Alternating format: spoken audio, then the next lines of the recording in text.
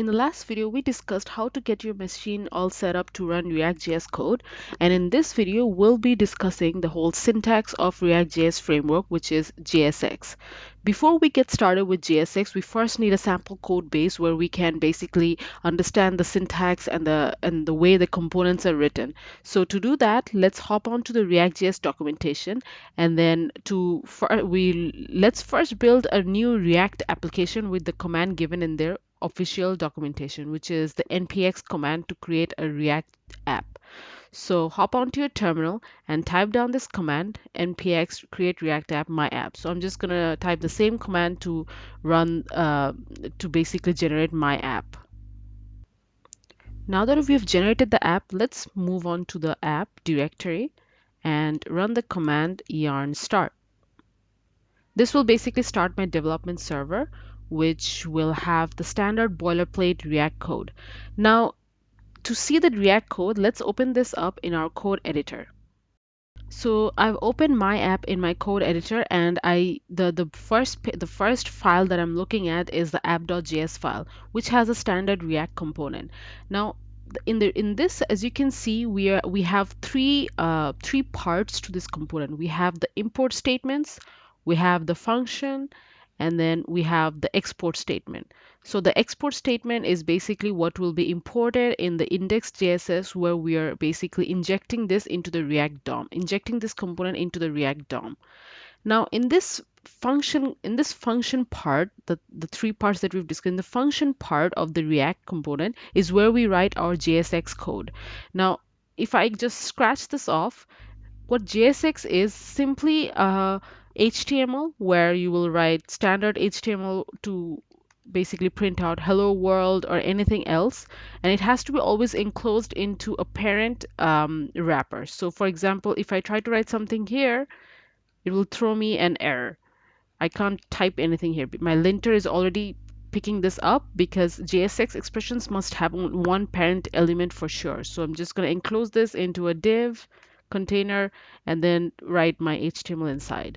Another thing to note is that in HTML we write class like so, but for JSX we write class name. So this is the JSX attribute used for writing class names. Now you might be wondering, like, how do we write dynamic code into our component? Like, this is all static HTML that I'm writing. How do I write anything from a variable or a function by calculating from a function? That's pretty easy. All you have to do is maybe declare a variable like, for example, hello, where I'll just print out world. So what we do is we just basically print out hello enclosed in a curly brace. Now this is a single curly brace, and this will basically print out whatever I've written in the variable. So let me just delete this and save it. Check my browser. As you can see, hello world is printed in my browser because that's the only thing that I've written in my JSX component. So this is the root component that I'm using, and this component, inside this component, we can write various other components, even add a navigation to it to basically understand how a single page application works. Another thing to note is that you might notice that simple JavaScript did not have something like const. Well, right now JavaScript, we're using ES6 syntax for everything nowadays, and ES6 and we have a Babel compiler which basically converts this to what the browser can understand under the hood. But in our code base, we can just write ES6 syntax, which is const. Then we can also write let some variable equals to 0. The difference between const and let is that const is basically a constant which can never be reinitialized again. So you'll get an error that says that hello is a constant, so you can't reinitialize it. And some variable can be reinitialized, and it works the same way as the JavaScript variable var, the JavaScript keyword var. Another thing that's different with JavaScript ES6 syntax is the fat arrow function that we'll be using. So fat arrow is basically an equivalent of the function that we used to write.